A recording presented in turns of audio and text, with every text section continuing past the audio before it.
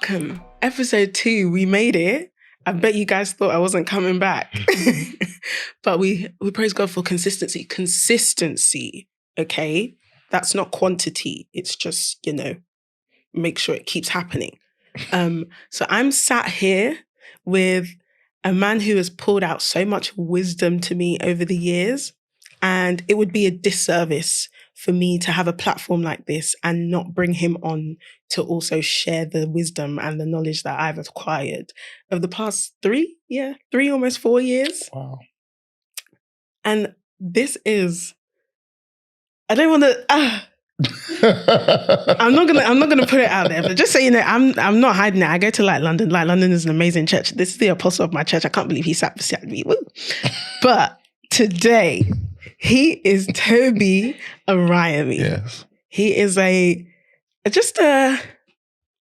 call him the kingdom financier in my head. That is the place that he holds in my mind and where I believe that he's going. And it's just been amazing to be able to see your journey, to see how far you've come and to hear the experiences. And so I wanted you to share. It's a pleasure to be here. Thank you. I think we already started. I didn't know. It's a pleasure to be here. He already dropped some serious gems. So if you start paying for things in the future, just know I got it from this episode. Okay. Thank you for your support in advance. So with today's episode, I wanted it to be a journey, almost like a book. Okay. So I wanted to start with you as a person and your life. Mm-hmm. In my notes, I put it the story of Tobi Arayomi from rags to riches. Yeah. What did that look like? Let's get specific. When you first took the step to be an entrepreneur to now, what does that look like? When I first took the step, I can't truly say I came from rags to riches, from rags, let's just say, because I don't know. I don't want anyone to go and research my past and find out I wasn't born in the, moved to Bel Air, but no. That there's, what's it called? Eminem, in that, what's the movie he was in? 8 Mile. 8 Mile, and he goes, Palms your name's heavy. Princeton, and you went to private school. Yeah. I don't want anyone to find out, he went to private school. He's not really from the ghetto. Yeah, so, no, I wasn't like rags. I had a rag story, but it wasn't my story. It was my parents' story. My parents are the real hero of my story, I think, because they came from Nigeria. Mm-hmm. They worked down hard to become doctor and dentist, doctor and doctor. It's the Nigerian way. And when they moved here, their degrees were regarded as nothing. Not anymore. Wow. I mean, they want us from everywhere now. Yeah. But back then, no, it was... maybe, I don't know, they thought that they practiced medicine with a stick instead of a scalpel, or what they were doing in Africa, but they thought their degrees were just nothing. So I watched my parents go get council house and go back to school. Wow. And my mom started from the beginning. My dad started from the beginning to where they are now. My dad's a medical consultant. He's a busy man. The president. Ooh. I wouldn't be shocked. Wouldn't be shocked. It's my wife. Oh, Penix. So I'm putting my phone on Do Not Disturb. Please forgive me. I should do the same. Let's do that. So I saw my mom and dad go to council house and build themselves up. And that image, it wasn't, and then to, buy nice houses. And then we lived in a house with a pool and all this stuff. So I can't say that it was a rag story, but I did watch my parents go from rags. And I remember one night sleeping on the floor in our council flat because they didn't have beds. We just moved in and seeing them go to, I think it was a charity shop. We got our first beds and I watched and observed work ethic, focus. And I think those two things are what can make anybody rich. focus, and a work ethic. We are the most distracted generation to ever walk the planet. We get distracted every minute, and it's the mobile phone that is the arch enemy. I saw this device. I think even I'm going to buy it. You put your phone in, and it locks it, and you can't get it out until the time is up. Hey, a lot of people would crumble at that. Crumble. I would, my mom said, "You haven't called me." I said, I hadn't called my mom in a week. I said, "Mom, back in the day when there was telegraph and pigeon, you didn't hear from your family members for months. You had to wait for that pigeon, and God help you if an eagle ate it on the way or something. You didn't hear from your family for months."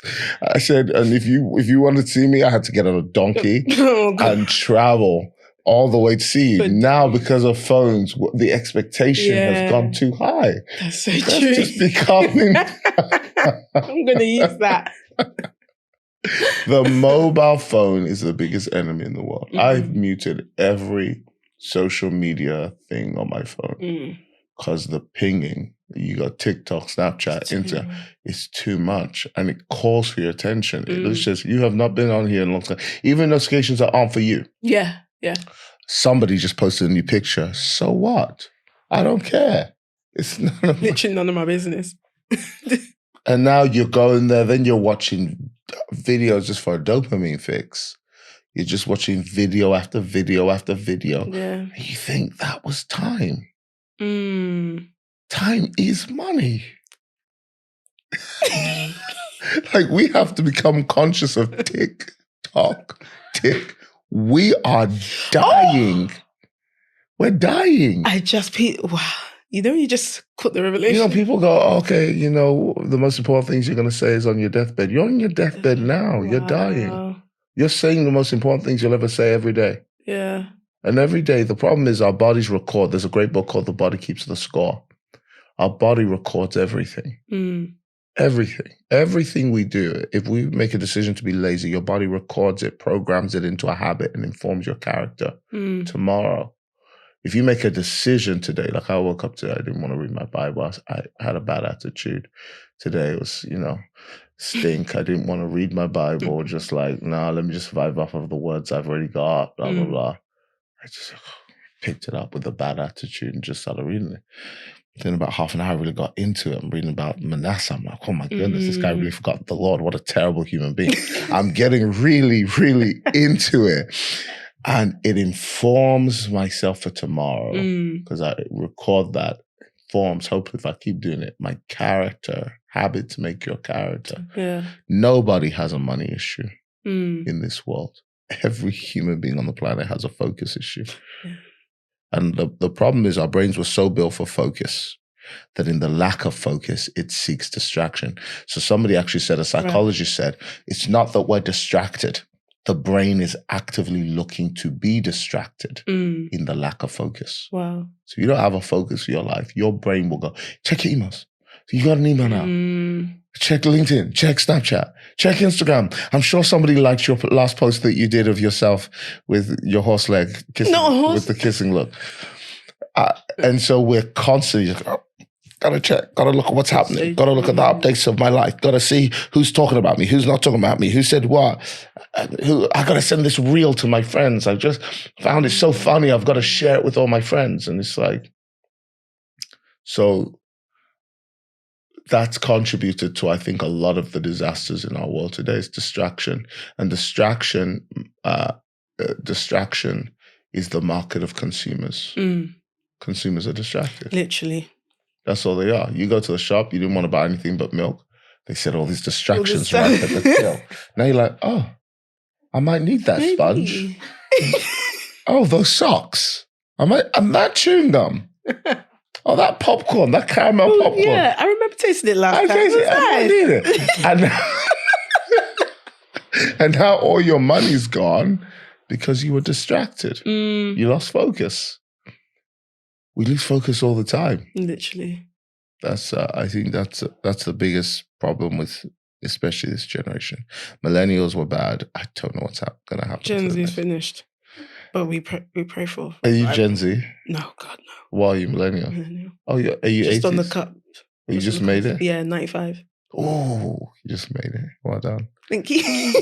I don't know what I would do if I was part of Gen Z, you know. I actually don't. No, but I think Gen Zs are waking up. I think Gen Z is going to change the world. But I think the problem is they got too much knowledge. Yeah. Too much is coming at them. So much so that they'll negate the knowledge that came before them. Yeah. Yeah. Or they just won't do anything.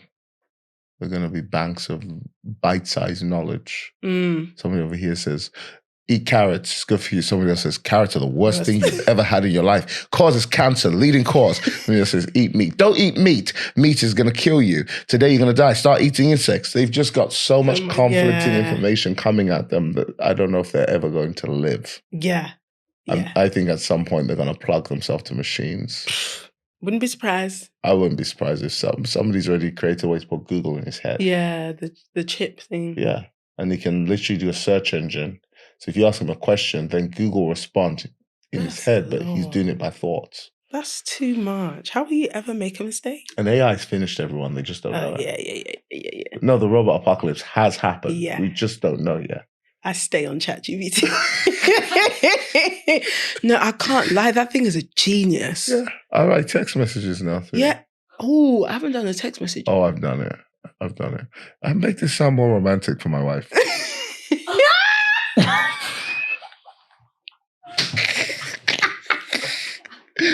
I tried. Then ChatGPT dropped some game. I was like, ooh.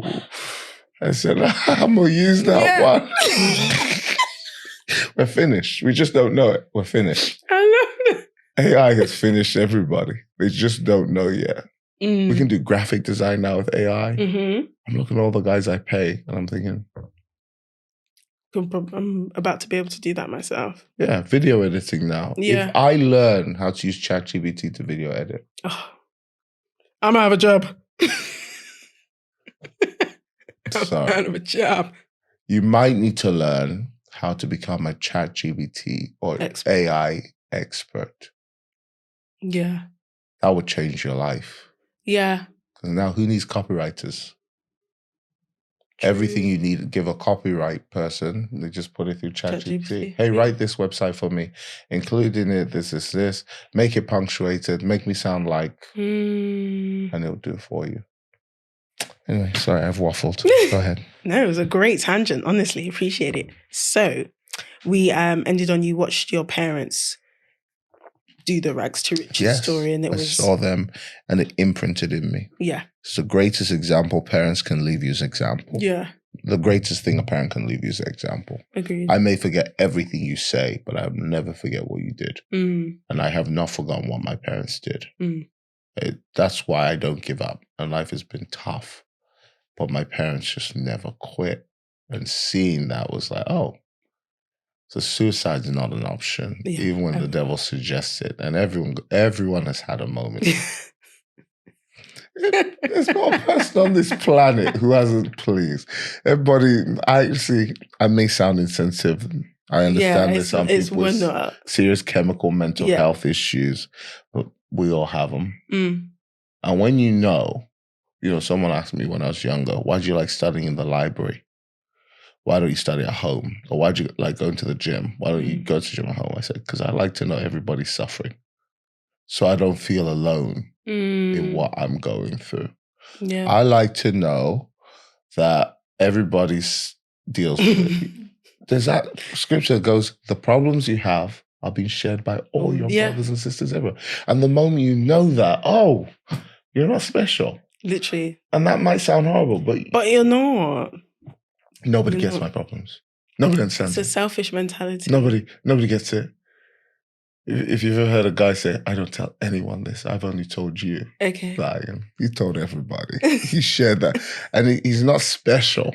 The problems we go through aren't special. We just like to treat people like they're special. We like to think we're special or unique. But actually our problems are shared. We've all, and people, I always think somebody's gone through worse than I've gone through and they've overcome. Yeah. Literally.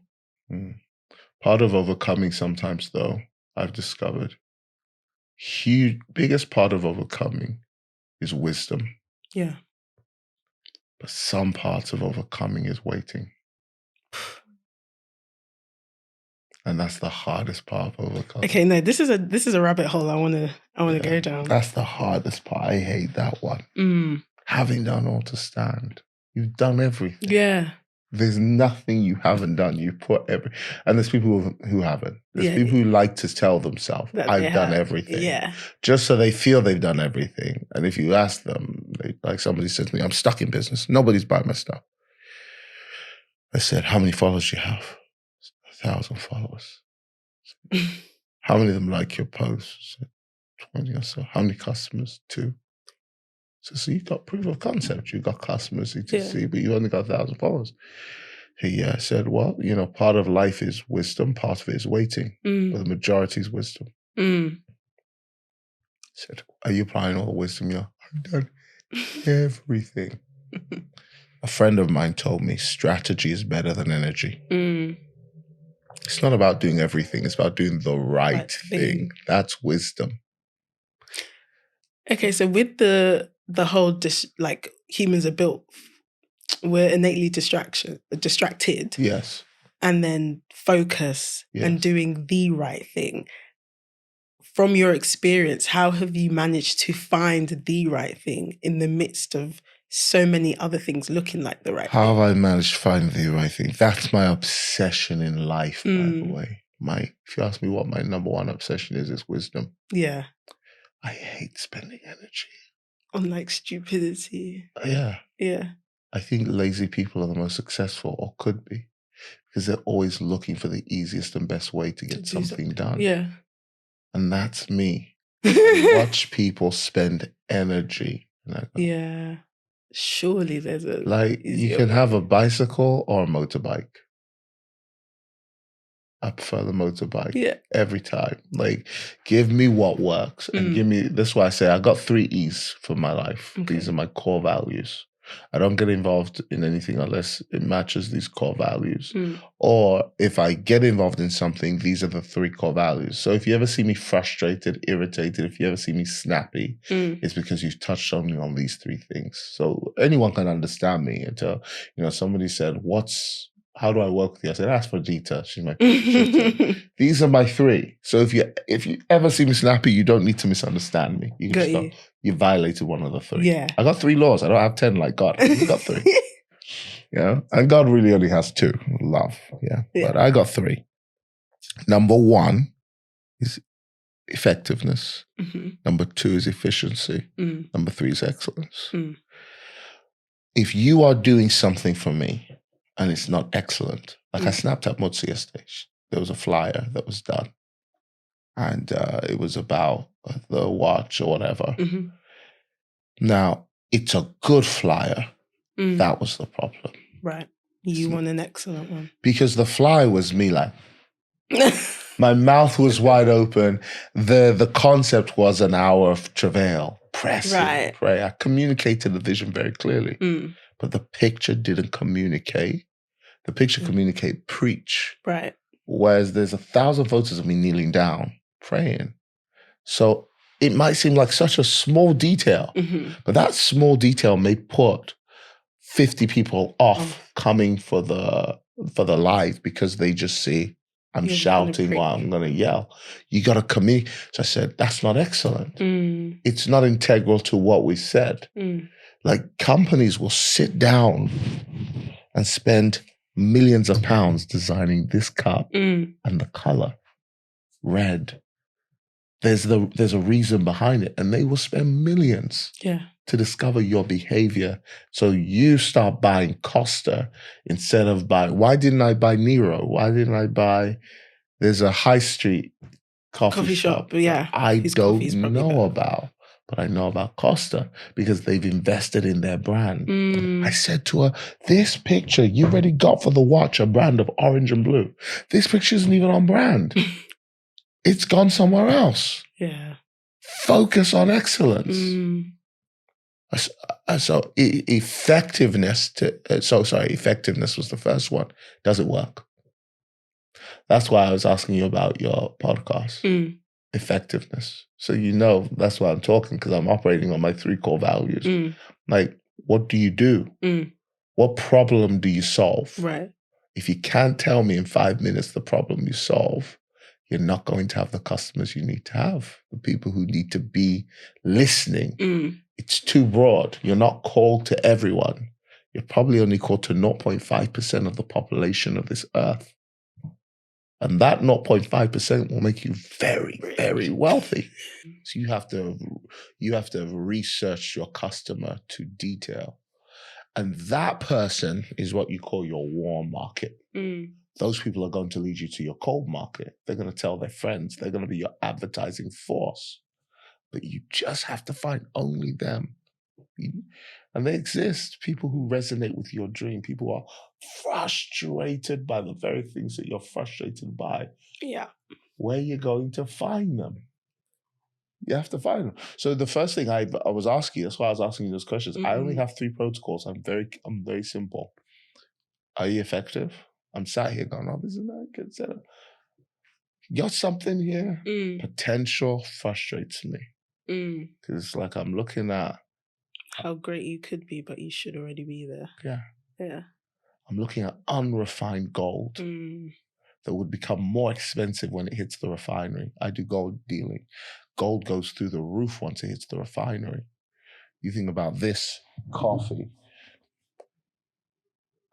The raw cost, 15p, 20p.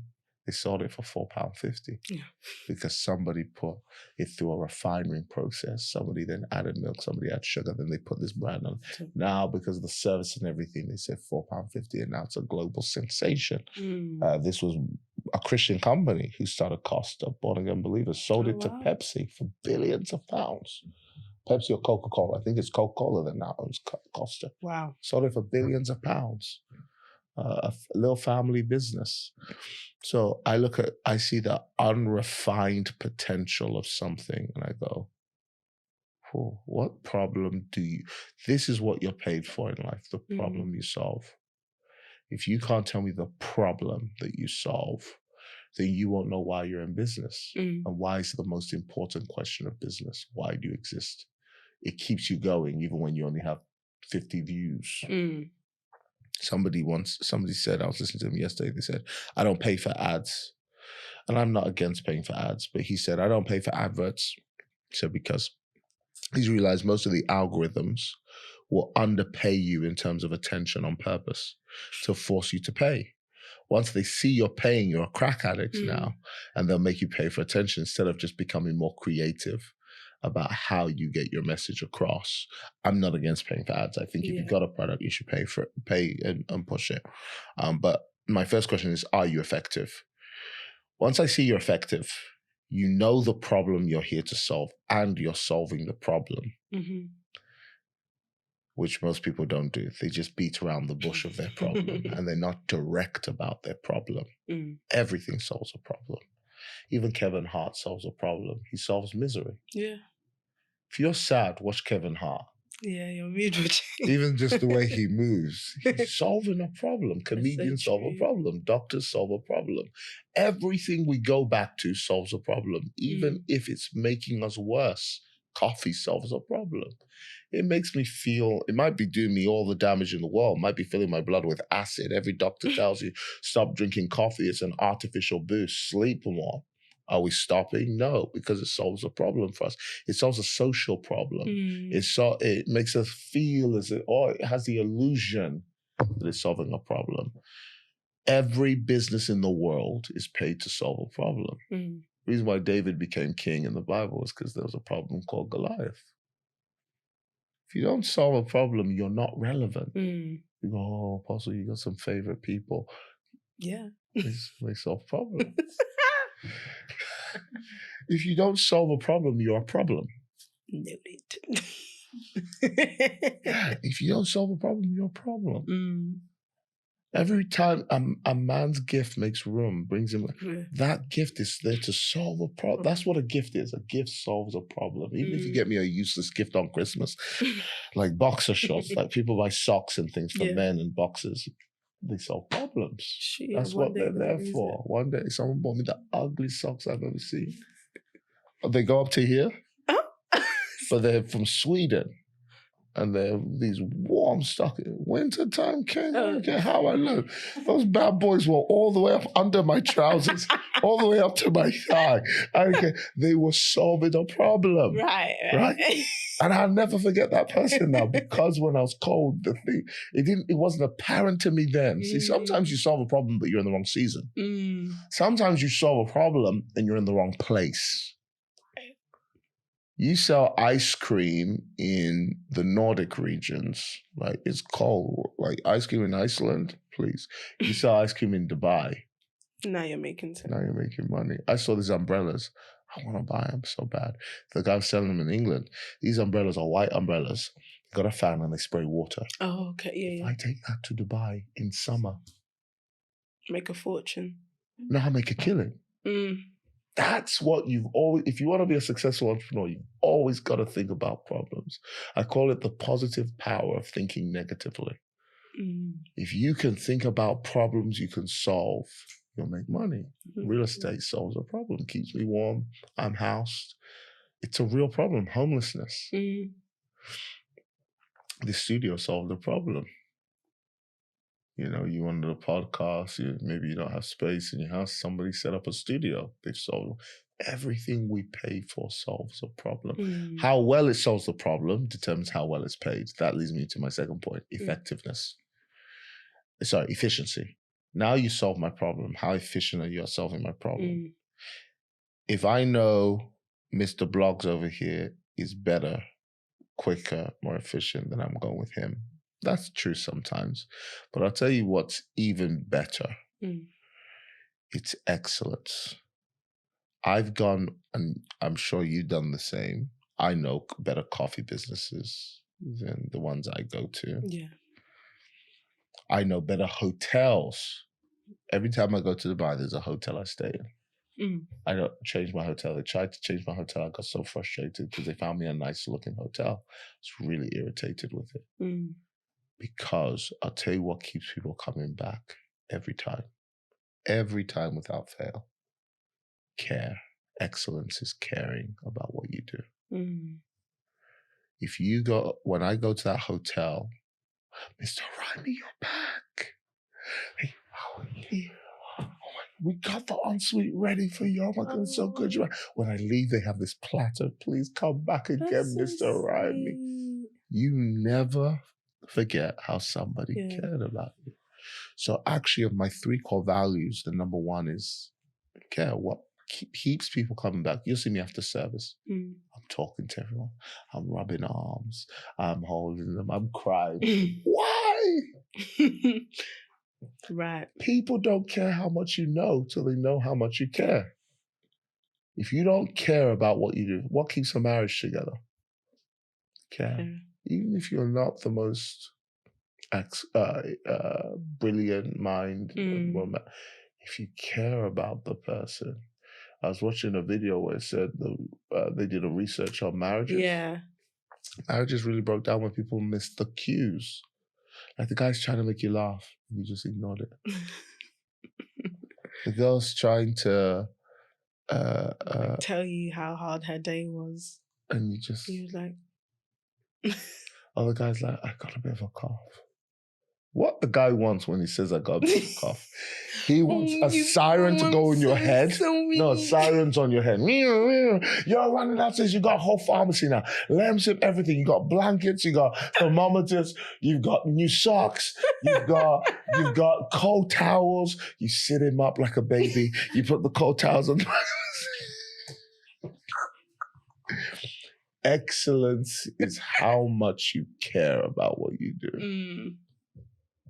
Like if you think about it, when you meet somebody, the first 5 seconds should be spent showing them that you care about them. They won't forget that. Ever. I always regret missing the opportunities to care for people. When I walk away from that, I go, I didn't leave something behind. And that something behind is not always competence. It's caring. If how you care is giving them some of your competence, then fine.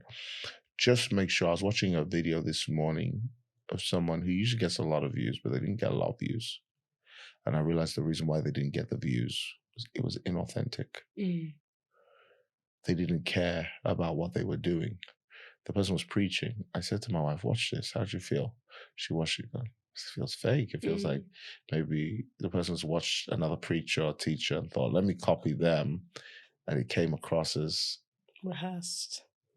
Really, actually quite, what's the word? Awkward. Okay. I felt a bit of cringe. You got to spend time caring. Like, I won't forget that you got me bottles of water and my ginger drink. When I walked in, I said, oh, you got me these are the things I really like. I won't forget that. It's a small act, but it shows care. I think you've got to show care for people. And it's as simple as, do you know what I'm really grateful for about you? Do you know what I really like? How do people, making people feel like that? I'm really grateful about you. You do your best to make everyone feel comfortable when they're around you. Just watch what that does in someone's heart when you do that. And go further, if you will. Because sometimes you can actually make people feel awkward by complimenting you. Yeah. I love, do you know what I really appreciate about you? I appreciate your smile and how you make people feel when they're around you. How do you find time in your busy schedule to make sure you do that? That makes people feel less awkward because now I've asked you a question. Conversation flows. So I've actually spent time studying caring for people. It's very important. Leaders have to be magnets. Yeah. People don't keep coming back to like London because I'm the greatest preacher in the world. I think people come back because I show, or I hope to show more. I'm working on it more, that I care. So I'm telling all the pastors I'm training, your greatest ministry is not on the pulpit, it's off the pulpit. The greatest work you're going to do in the life of your customers, whether it's your individuals who watch your podcast, is what are you going to do to care? Even if there's 2 people watching, how do they feel when they finish? Because they're going to advertise to everybody around. Oh my goodness, when I was around. Yeah. Done. I'm done talking. No, there's more questions. We haven't even gone through the rags to riches. No, but it's a bit. Tell me if I talk too much and redirect, by the way. Don't be afraid, otherwise I'll just keep No, I opted to go down this rabbit hole. Okay, remember, I did. Okay. I did. So we both have the bad habit of chasing rabbits. Yeah. This is not good. Okay, if you talk me through how, let's jump to the end of the story. So how did you now become the Tobi Arayomi that you are today? I was, shameless plug, I'm writing my book called Win. And it's a pattern of my life. And I've discovered that what has made me win, and probably the people who resonate with me, and people who I've seen who are successful, what drives them is what I call the law of displeasure. Pain. Right. Some people are comfortable in their pain because it's all they know. They don't think that they deserve better. So they're okay with it. Some people don't even know they're pained. So I actually talk about in that book, creating pain. Okay. And how do you create pain? Takes to the next level. If you're in a car that you're cranking up the seat like this, can't sit. Some people don't know they're in pain till they taste the next level. I was, who was it I said? Oh, what was the topic again? We said something and I said, oh, because you don't know you're suffering. That's why. That was it. What's this place they've opened in Stratford? That's in America. It's not Chick-fil-A. Shake Shack. No. Oh, Popeyes. Popeyes. Someone told me it's great. I said, have you been to Popeyes in America? They said, no. I said, then you don't know you're suffering. Yeah, you said no. Those were my exact words. I said, you don't know you're suffering. Because you haven't tasted what Popeye should be like. That thing is nasty. I don't know if they cooked a pigeon in there, they grab them off London streets and they just poured salt all over it. It is nasty. I bought 10 chicken wings. Terrible. Bit into one and then threw the whole bag in the bin. I don't blame you. I've experienced Popeyes. Same thing when I bought my first business class ticket. Ah. I have to buy my first business class ticket. I sat in economy the next flight and I cried. I never knew I was in pain before because I was fine. But now I'm sat next to screaming children left and right. I'm in between telling them, can you stand up so I can go to the toilet? Then that person said, can you stand up so I can go to the toilet? And I'm sleeping. Business class, that don't happen. In business class, you have your own section. If I want to stand up, I stand up when I choose. I want to go to the toilet, I go to the toilet when I want to go to the toilet. In business class, they give you a menu. You get champagne or orange juice before you start. You get your dates. You have a 3-course meal in business class. Damn.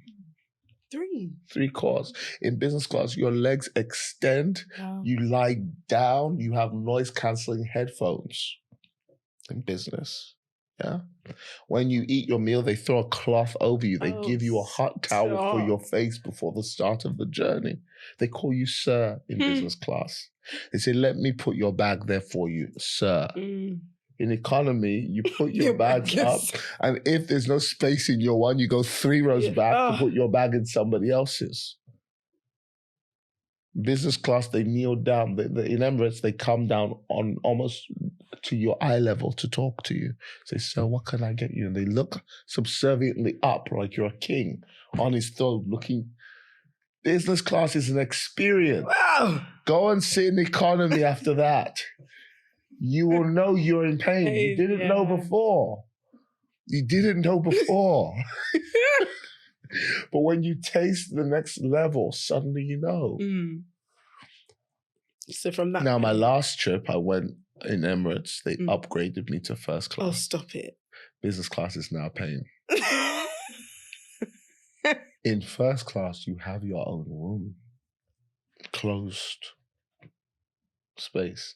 In first class, your drink, see, in business class, your drink shelf is still next to your elbow. It's a bit hard. This was, I don't know what kind of cushion was on this seat, but I sunk in. Then my drink pops up and then it goes down. Okay. Then my screen was 4K. My headphones were more noise cancelling. They said, do you want popcorn for your movie? You have your own personal air host. So just to you, serving you, each passenger has a personal air hostess. They ask you before, what time would you like to shower? You have a shower. Hey! When you go to the toilet, I'm tall. I'm standing up and walking like I'm in a planet. I'm walking around to the sink, then the bathroom, then the toilet has its own like armrest. In the toilet, if you wanted to sit down and do your thing, its own armrest. Chill. What was my starter? Caviar. Stop. So, I had my creme brulee, and then I had my steak mignon, whatever they call it, filet mignon as well. With filet mignon on a plate. You had salmon. I said, business is the ghetto. No wonder we're crammed in the back. You have all this space. Now when I sit in business, you're in pain. I'm in pain. I've tasted the next level. How do you put yourself in pain? Taste the next level. Yeah. Taste it enough that it makes you want to go and get it. You want to go get it. So what I did was I started tasting the next level. I went to my mentor's house. When you go to your mentor's house and you drive the long driveway round their water fountain, then you get into the house, you see cascading ceilings and art, and what kind of coffee do you want? And she has 10 different kinds, Jamaican Blue Mountain. And that coffee? Oh my God. Oh, right? Jesus. Right? And then she says, what tea do you want? Do you want green oolong or what? I said, there's teas. Not just PG. There's teas. There's different teas. And she's giving you the different teas. And, now you're, and you're having these biscuits and Marks and Spencer types and Harrods biscuits. And you eat egg Benedict, and I said, I didn't even know there was eggs Benedict. All I know is you fry the egg sunny side up. What is this? She's got a chef in there making food. I said, Lord, this is how the other side live. And I went back to my 2-bedroom flat in Woolwich House. Oh. With mice and cockroaches everywhere. I said, I'm suffering. I'm in pain. Before I wasn't in pain. I was the king of my pond. I was the biggest fish in my pond until I went to the ocean. Yeah. And then I found out I'm a salamander in the ocean. And then I said, I got to become a bigger boy. And the best way to do it, in all honesty, if you're out there and you want a job and you want to learn about business, but you want a job, the number one way to learn about business and you got a job, you need a job, get a job in sales. Hands down. Sales will teach you. If you're going to have a job, and you want to be in business, don't have a job in anything else that has nothing to do with sales. And when you get your sales job, make sure it's not a scammy Ponzi company. But when you get your sales job, make sure you got high commissions, low base. Right. So you work like an entrepreneur. You learn how to overcome rejections. You learn how to communicate. You learn how to talk to people. You learn psychology, human behavior. I mean, how else would I learn? How many times people have lost a sale just because the guy asked you about the product? You shared everything about the product. I asked you, what does your thing solve? You shared everything with me. Now, if I wanted to invest, you may have lost me. Yeah. But if you had said to me instead, that sounds like a really important question to you. What are you looking to know? I said, I'm looking to know what problem your business solves. And you told me that. Now you're talking the money out my pocket. But if you tell me everything about your business. Sounds like gibberish. After a while, I don't remember anything you said because there were things I wanted to hear. So that was my rags to riches journey. I went to Rolls-Royce garage. No, I went to Range Rover garage. And I felt like they were doing a credit score with their eyes. I felt like an imposter, like they're looking at me and going, he ain't got it. They didn't ask me. Nobody even bothered to say, what car are you looking for? They could tell instantly. Body language. My body language. I realized that poverty is an unworthy spirit. I was just unworthy. I walked in there, I looked around, I was like, I don't deserve this life. I don't deserve any of this. And then I said, can I see your Range Rover? The guy goes, oh, okay. Yeah, which one are you looking for? I didn't even know. I just said, Andy, what's your nicest? Once I sat in that car, and there are buttons that it knows who you are and who's sitting in the seat. It adjusts to you. And then if you ever pass out in the car, like my wife crashed my Range Rover, it calls the police. It knows when your heart stopped. Oh, it calls instantly. Oh, the car knows if you're unconscious. Imagine a car that cares about you. My Ford Escort didn't care about me. If I crashed, it just looked at me. My car just looked like... looking at you, looking at it. This car knows you. There's seat ones with massage, then the seat heating, then in some of the seat cooling. How are you cooling the seat? There's a fan in the seat, so you feel the cold air. Then there's speakers in your subwoofers in your heads space. So while you're listening to music, you can make the sound come from the back, the front. I mean, it's an experience. Then you get in a Tesla and it drives itself from A to B. Listen, that Tesla was an experience. Yeah. When you first got that. When you've experienced the next level, then you're like, okay, I'm ready to work now to get there. I think that's what people need. You go to restaurants, what do they give you first? Tasters. Yeah. They give you appetizers. The objective, though, is not to get full on the appetizer. It's a taster of the real meal. So you just have to make sure you don't get full on it. Because some people do that. They just start playing around the rich and whatever, but they never actually go ahead and get rich. So those people end up doing Instagram posts with other people's Rolls Royces. Get your own. 100%. That's amazing. So that's my rags to riches. My rags to riches was really riches to bigger rich. I mean, that's that still... made my rich feel rag. Right. That's deep, though. Yeah. To be at a level where your beginnings weren't necessary. But Woolwich was the ghetto. Yeah, exactly. Oh, no, it was the ghetto. We didn't invite many people to that house. It was...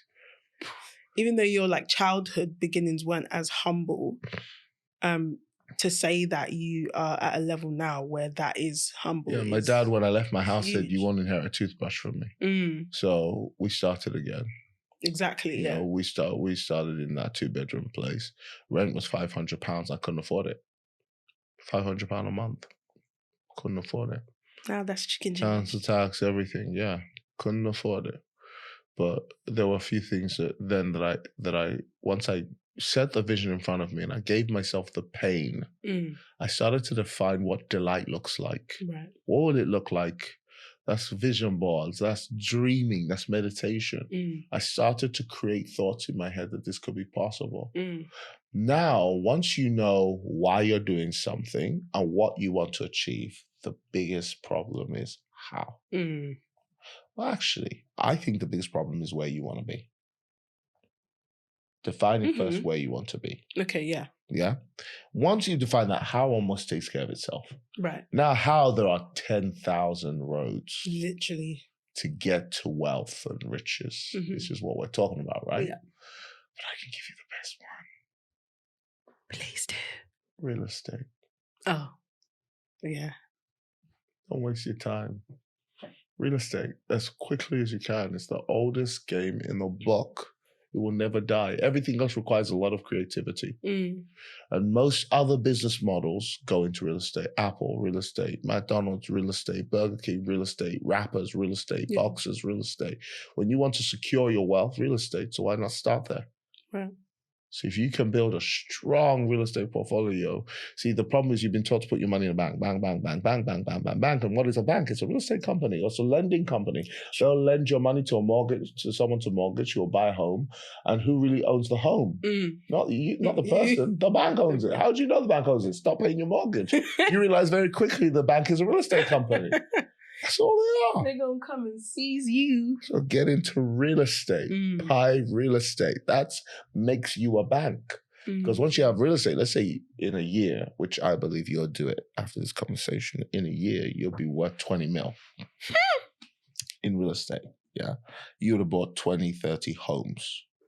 I receive. Yeah. Now, you do that. You go to any bank and say, I need a loan. They'll give it to me. They'll give it to you. You take the loan. Let's say you take a 10 million loan. And you go to America. Now you move from residential real estate to commercial real estate. Finish. Now who's even touching you anymore? Exactly. And what problems do you have? Because money answers all things. Be a creative. But be smart with money. Yeah.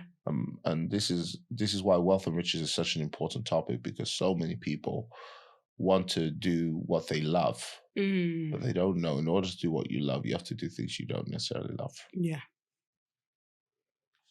Capish? Standing on my feet for about 8 to 12 hours. Here's a real estate company. Yeah. This is real estate. Invest in making space for people who don't have the space to do it. Someone's going to pay him to use the space, creative space, but it's real estate. Yeah. He owns it. I don't know how much it can fetch, but I'm sure it fetches a good amount of money. I'm sure it does. Yeah. But it's real. This is a real estate company. It's the beginnings of a real estate company. Now buy 1 or 2 more, create a strong brand, maybe put some music studio in here. Now you're solving another He's got one. Huh? He's got one. Oh, look at that. You got a music student, now he's a real estate person. Yeah. Now, if he owns the land as well as having, now you got the equity and the rental value on top. Now you're a bank. That's how creatives need to think. Creatives, just because you're in music doesn't mean you're in the music business. And the problem I find with most creatives, especially when they're very good, like Elvis Presley. I don't know if you've watched the movie about Elvis, but it's a great case study in creatives, because a lot of creatives went through it. Floyd Mayweather went through it as well. Michael Jordan went through it as well. If you've watched the movie about Nike. That was so good. If you're talented, people with money will use you. Yeah, 100%. Big time. And what they did with Elvis, what they did with Chris Brown, just drug them up, put them on stage. And in the end, Mike Tyson, same thing. They'll say, where's my money? And the people who they gave their money to I've gone and run with it. So you can be in music, but not in the music business. Yeah. You can be in film and not in the film business. Yeah, that's what true. Tyler Perry learned to do. That's why he's a billionaire. Listen, you can say what you want about Tyler Perry, but how many people can say they housed the prince? Yeah. In their house. I'm not going to talk anything about Tyler Perry. He's not on my level. He's flying. You know what I'm saying? I don't talk about people who are flying higher than me. And yeah, exactly. I try to talk to them. I want to learn how you do what you do. Exactly. Nobody's perfect in this world, but if you can get into the business of a thing and think always head and not the tail, head and not the tail, head and not the tail. Always be thinking like that. Like it's a paradigm. I'm either predator or I'm prey. Head and not the tail. If you're a consumer, you're the prey. 100% all the time. You're the prey. Every day somebody's making money. That iPhone you're holding, taking money from you.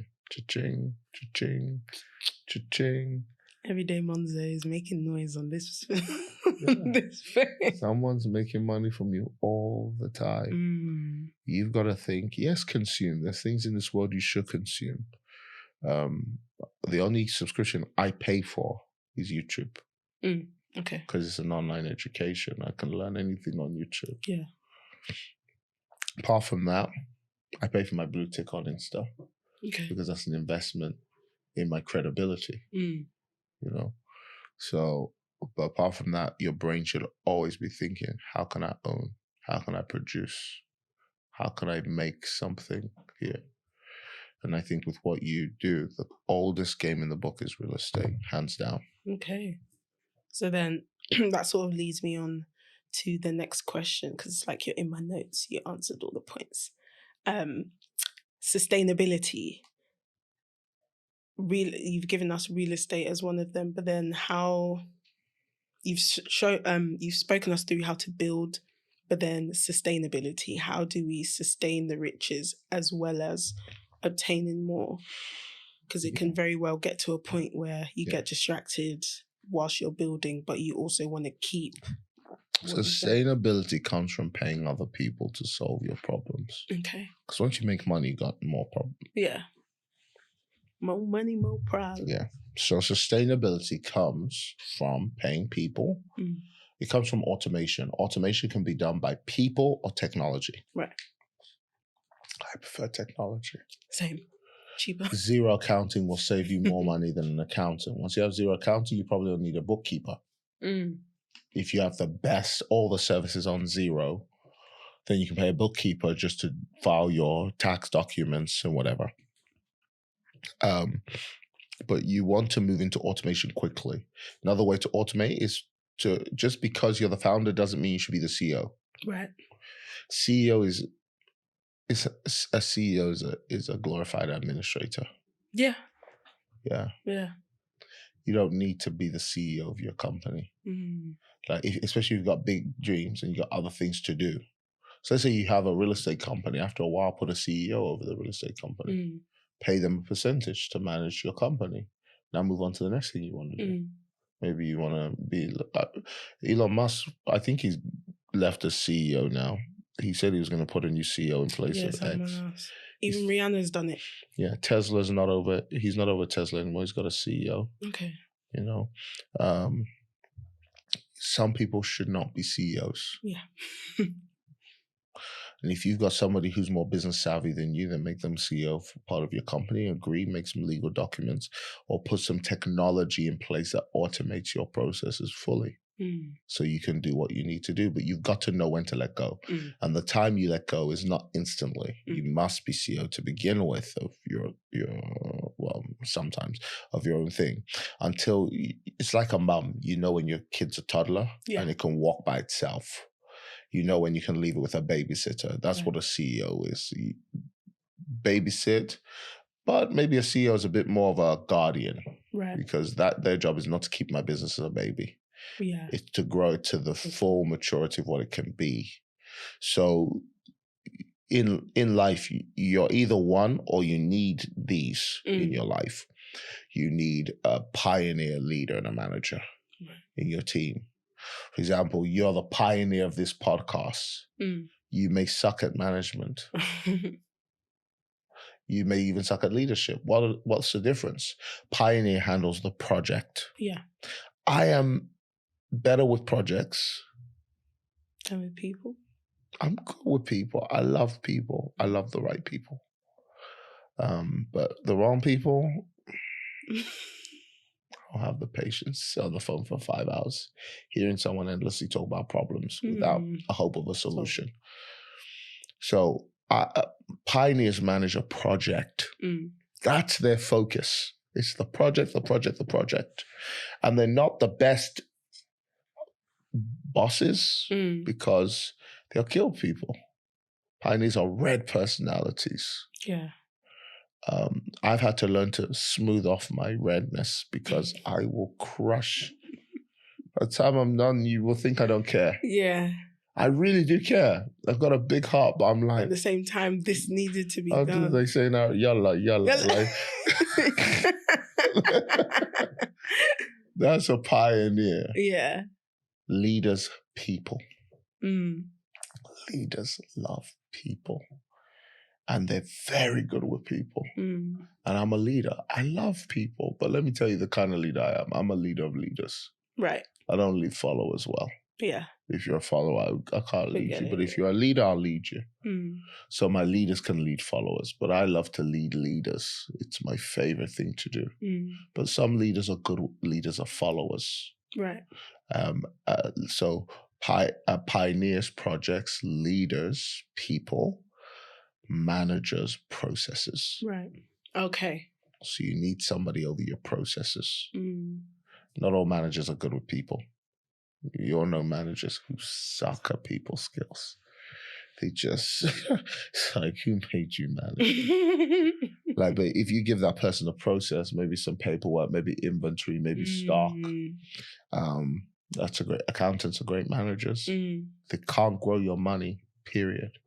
But they can manage your supply. They can tell you where to, I wouldn't make my accountant my financial advisor. No way. Yeah, most accountants are broke. Yeah. They know how to manage money, but they don't know how to grow it and multiply it. Some pioneers are very bad. That's why Steve Jobs was fired from his own company, fired from Apple. Then he goes to Disney and builds Pixar for Disney. Finding Nemo, all those Steve Jobs, he works for them because pioneers can just fire him. They'll go somewhere else and they'll literally and pioneer there. Then he learned his thing and he came out. If you want to raise people, I'm giving too much on this podcast. This is do you know what? Yeah. Do you know what? We'll move on and we'll release a course in detail. Yeah. Let's do a course later. This is too much information. I'm giving you paid, privileged information here. Don't worry, guys. I got you. I feel like my wife is like, stop. Too much. Yeah. Okay, so with this then, we're moving on towards the end of the podcast where I ask for practical tips.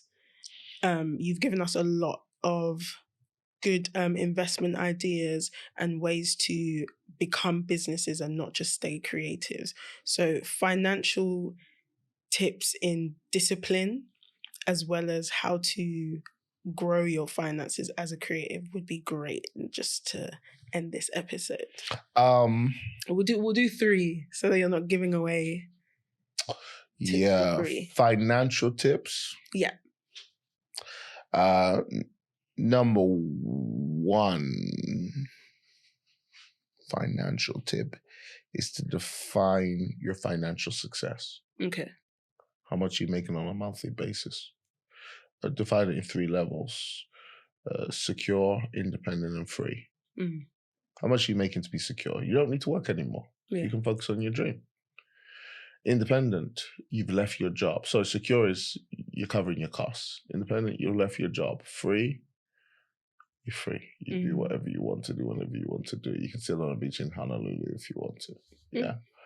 So you define it. How much am I making on a monthly basis to get to do that? Once you've defined it, second point is choose your game. There are many games to play in the world of finance. Let's say you sell a course. Your course is you want to your course is £50 per month, per member. Yeah. Let's say you do a big launch of your course, you do a big meeting or ball or whatever, you get some VIP to advertise. I'm giving too much here. But you get that. And now let's say from that, 200 people sign up paying £50 a month. Yeah, that's bank. How much are you making? I'm not good at math. You're making 10K? What do you say? 500 people? Oh, £50 and 200 people sign up. Yeah. 10K? 10K. Yeah. It's not bad. 10,000 a month. Your dropout rate, so you need to focus on recruitment and retention, bringing new people in, so you keep on refreshing it. But £50, 10,000, anywhere from 5 to 10K a month, you'll be able to sustain. Yeah. Yeah. That's around minimum 60K per year. Yeah. Now you find out how to grow the course. You start making more interesting content. You start selling high-ticket courses. Let's say you learn some interesting things for creators. Now you're selling more high-ticket courses, £1,000, £10,000 courses. But you've got them hooked now. Maybe you even sell it. You did a Google marketing course, so you got ChatGPT to write a course. This is what people are doing. 100%. Yeah. So ChatGPT, write me a course on digital marketing. Then you teach it. People are doing this and they're calling themselves experts. Shocking. But let's say you do that. Now you got this course going. Now you're making money. So you discover your game. That's one of the games. It could be real estate as a game. It could be financial markets a game. Might buy undervalued stocks. That's a game. But you got to become an expert in the game. Yeah, choose a game. And the game should suit your personality as a business person. About 5 or 6 different personality profiles of business people. Just to give you a few. Star, which you are. You're on TV in front of the camera. That's a star profile. I'm building on my personality. I'm building on my humor. I'm just Yuande, but I'm cool and I'm savvy and I'm fun. That's a star profile. So you're building off of star quality. Yeah. The more your star, you are the investment essentially. You are the brand. Then there's the Lord profile. The Lord profile. They don't want to be stars. They don't want to be in front of. They just buy stars. They buy everything. They are like a guy who was watching Michael Jordan play and he was doing this. 10 million, 20 million. Jeez. So someone said, "What are you doing?" He says, "Every time that man runs up and down the court, I'm counting my money." He owns Michael Jordan. Jeez. Because he owns the thing. So that's Lord profiles. You got supports. Supports are not like number one guys. Like, do you know who Dustin Moskovitz is?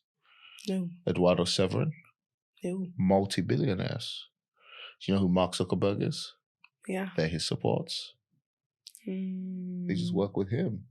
Supports just hang around in the shadows. They're like those things that hang onto whales. They're smart though.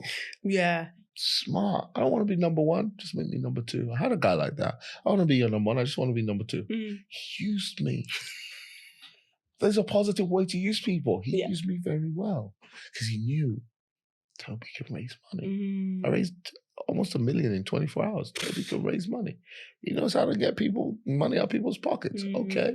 So he does something. He goes, "Can we do a shareholding raise?" I said, "How much you want to raise?" He says, $500,000. I said, "Okay, let's do it. Raise $500,000. He said, "But if I do this for you," because he had expertise in it, "if I set up the processes, can I get 10%? I said, "Sure." "What do you do?" We did it. He used me to talk, gift of gab. He pocketed $500,000. I mean, he pocketed 50,000. Yeah. Just like that. Smart. Just being a support, a number 2 guy. Who's the head of Apple now? Thomas Cook. Who knew him? No one. But he came up from the bottom of the company. That's why I always tell people don't outsource when it comes to employing people. Grow your people from inside because they have your ethos, your culture. So that's the thing. Find your game and know your profile. If your profile is the star, use the star. Elon Musk uses the star.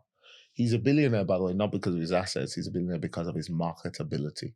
People want to invest in his ideas. If he says today, "I'm going to build, biological robot in the shape of a monkey," people will pour money into the man because he is the business.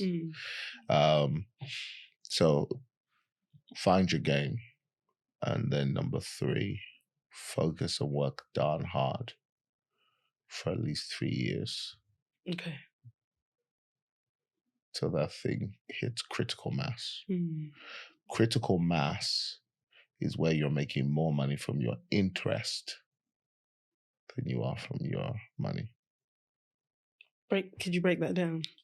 just a tip, please. We gotta give the people. Let's say you have knowledge. An interest account or something like that. Now, if you have 10 million in your account, and you're making 2% interest. So that's a healthy sum of money. That's critical mass. Wealthy people make money off of their interest. They don't use the primary income to source their life. They make the secondary or the tertiary money is what sources them. So there are certain things, investments that you just don't have access to unless you have a certain amount of money. Right. You never get access to them. I mean, I can show people here how to make $250,000 a month with a one-time payment. But if you don't have the level to sit at the table, we're not even talking. So there's no point discussing those things with people. Then I spoke to somebody else today because I know he's at that level. Hey, look, I've got some here. It's going to make you $250,000 a month. But all I need is an initial of this much. So, okay, Let's talk. And guys, we are giving you the snippet of being at that level. Wow. It's easy to be at that level, though. You also have to learn how to make friends. Yeah. That's it. Some people know people who know people. And if you know those people and you have the knowledge they need, the richest business in the world that is my kind of business is the middleman. Oh. The middleman is a spider's web in a swarm of locusts.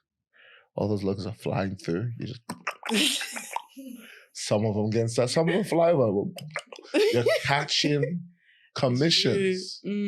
So I know there's right now I just got a deal this morning for 10 billion. All I need to do is find the other side of that deal. And you're done. Give me 1%. Give me 2%. But you gotta be smart about it. These are nuggets, guys. These are really good nuggets. Middleman businesses. Wow. That brings us to the end. You could run a great middleman business. I feel you could run a phenomenal middleman. I've already seen it. Because you've got creatives. We're gonna check. Just simple stuff. Like I know a guy in UK who knows all these churches don't have musicians. So he got all the musicians in UK, and their problem is they don't get paid well. So he started an agency. So if anybody needs the musician now, speak to my agent. Because if I deal on my own behalf, I'm going to undercut myself. But if there's a group of us who have a standard fee that we charge, now you can't undercut any musician anymore. Yeah. TBC, Overcoming Agency. Middleman. Uber's a middleman company. It is, isn't it? They don't own cars. They get people who own cars. Right. You just have to be in between the problem. That's all. You stand in the middle of the problem. You're the intercessor. Literally. Stand in the way of people's problems. Right. Saul needs to run his kingdom. Goliath is there. David is the middleman. If I kill this guy, what's my reward? Says, a year's wages. Now David has a solution.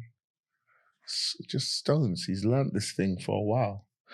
So this guy's thinking, I'm going to have to use a knife and whatever to kill him. But David, strategy is better than energy. David has a simple strategy. So sometimes all you need to do is know the solutions. You may not yet know the problems. Yeah. But if you know the solutions, like let's say you know a couple of people who that's your job in life. Everybody you meet is a puzzle. Yeah. This person has the solution. This person has the problem. Bring them together. And you know both. Then you're just recording these people in your phone and you're putting notes under their name. Okay, so billionaire with da-da-da-da-da. Gold seller with da-da-da-da-da. Yeah. This person, money locked up in crypto, 5 billion. This person, da-da. And you go, I know a guy. Yeah, I know someone. This person owns real estate company, lacks investment. This person has lots of money, lacks credible opportunities to invest in. Middleman. Minimum get paid 2%, 1%, 2%. But these are high ticket deals. 1% of 1 million is not bad. That's the price that some 20 of those deals a year. You're laughing. I'm just in awe. That's business. I'm just in awe. So you see, nobody has a money problem. Yeah. They're just insensitive to problems except their own. Exactly. This is exactly why finance was a topic that I wanted to focus on. Yes. Because it's one of our biggest problems as creators. A lot of us don't know our worth. A lot of us don't know how to leverage our worth. And some of us might not even have the wisdom. Yes. And so if this is the first step into acquiring that knowledge and acquiring that wisdom, thank you for going on this journey. Continue being here for the nuggets. Buy the course, buy the book, soon come. Because it's definitely vital, I would say. I'm sat here in awe because I'm going through the same struggle. And wisdom is definitely something that we do not acquire enough of as creators. We just think we can do it. Yes. And it's gonna supply. But there's a game to it, literally, as you said. There's a game. So thank you once again. Thank you for having me. It's been great. It's been fun. It's been amazing. Y'all, if you're not rich in the next year after watching this episode, then I don't know what you came here for. But this has been Yewande and Tobi Arayomi on the Overcoming Magazine podcast. And we'll see you in the next issue. Bye. Bye.